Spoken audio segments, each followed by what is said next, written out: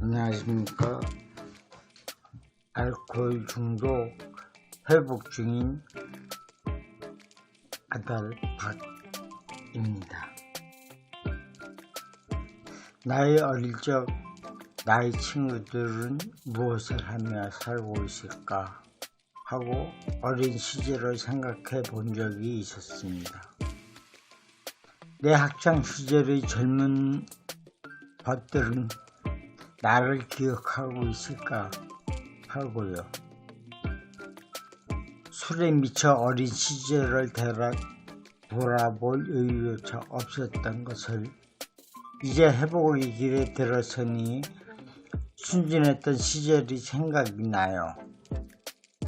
나도 마음속 깨끗한 학창 시절이 있었거든요. 이런 꿈속 같은 순진무구한 시절 뒤에 중독자가 될 줄 누구인들 생각이나 해봤겠습니까? 알코올 중독으로 세상살이엔 관심조차도 없었고 오직 모든 것을 술에 의존하게 되었고 이런 삶을 지속해 왔기에 어릴 적 친구들은 만날 꿈조차 꿀 수가 없었습니다. 지금의 나의 삶은 회복의 길을 걷고 있으나 내 자신을 돌아보면 부끄러워 고개를 들지 못합니다. 어느 때인가 충북 영동 기차역에서 우연히 만난 여동창생.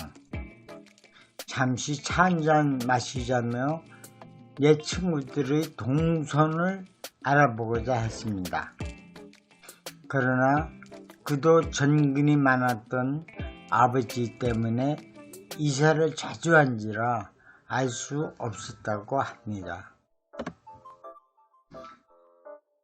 한 명을 알려주었습니다만 몇 시간이나 찾아보았으나 헛걸음만 하였습니다. 그 동창생은 나를 자신의 집으로 초대해 차 한잔 하자며 이끌었습니다. 그의 집에 가니 어머니가 계셨고 그래서 어디 사니 하며 부모님은 안녕하시니 하시면서 반기셨습니다. 옛날 생각이 문득 생각이 났습니다. 초등학교 시절 등굣길은 논둑과 밭둑을 걸어야 학교에 갈 수 있었습니다. 무성한 풀잎 속엔 개구리, 뱀 등이 서식하고 있었는데 그것을 잡아 그녀의 목에 걸어주었던 생각이 났습니다. 전 개구장이었습니다. 그런 일로 해서 학교 선생님, 그야 어머니, 우리 어머니에게 많은 꾸지람을 받았던 생각이 스쳐갑니다.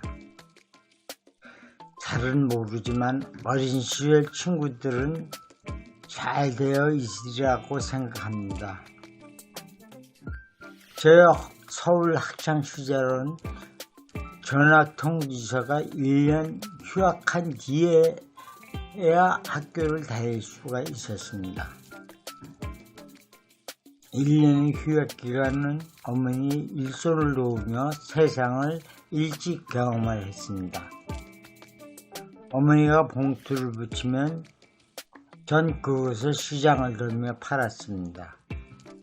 해서 어른들의 생활사를 일찍 경험했습니다.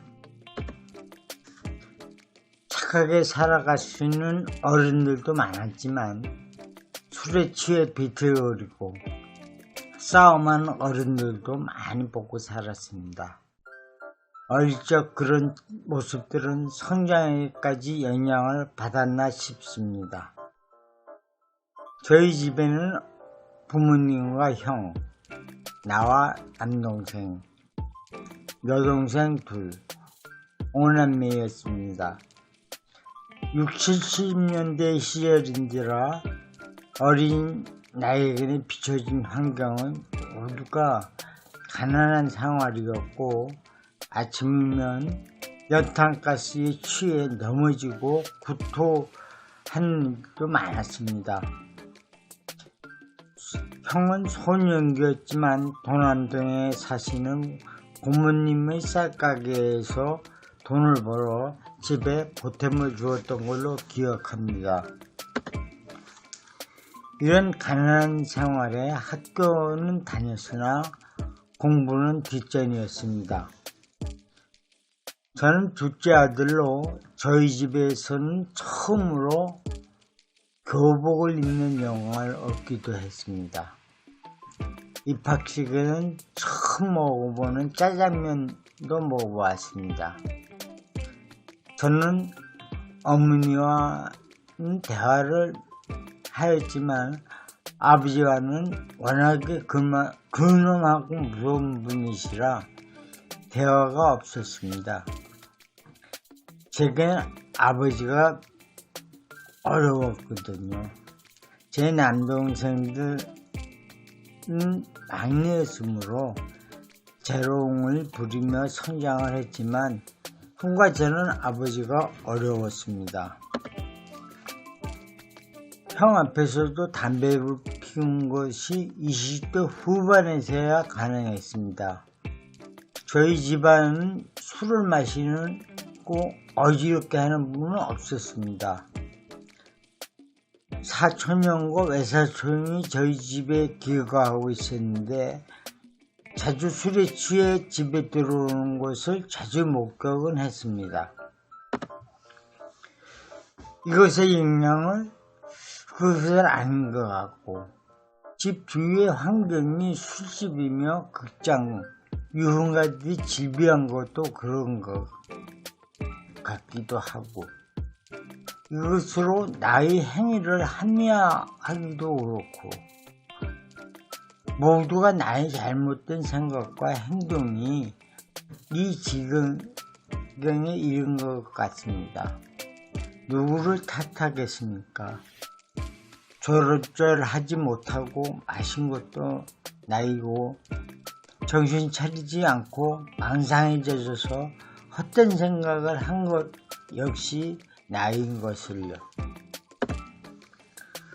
모든 것을 알아차리기 시작한 것은 많은 시간과 노력이 필요했습니다.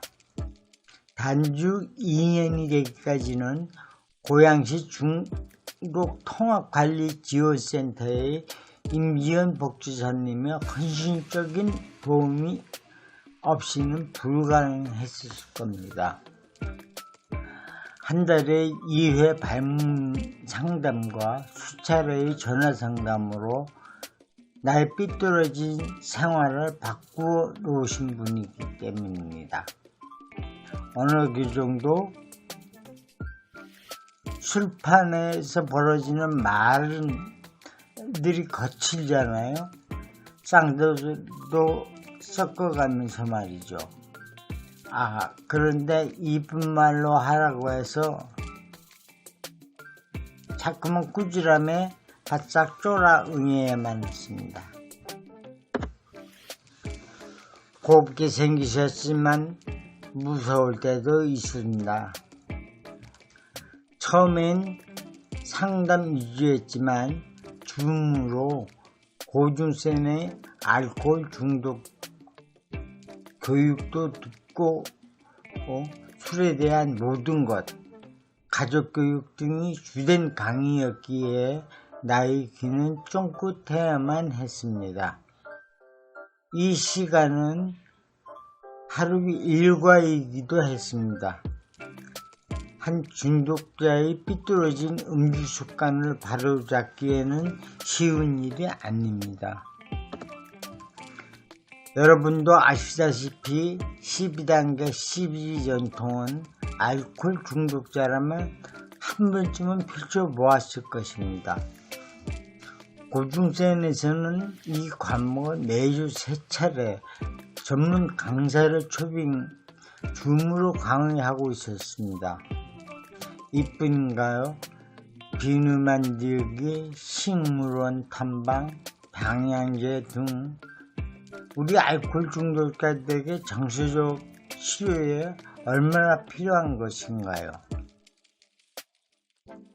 알코올 중독자들이 술 마신 시간이 있었어도 정서적인 것에는 눈 돌릴 시간조차도 없는 것이죠. 사람이 되어 간다는 것, 아름답고 순수한 모습으로 다시 태어나는 것, 다시 시작하는 삶이지만 시작하는 것은 일취월장하는 것이기에 다 늙어 인간굿이 못한다는 말은 듣지 않고 살아야 한다는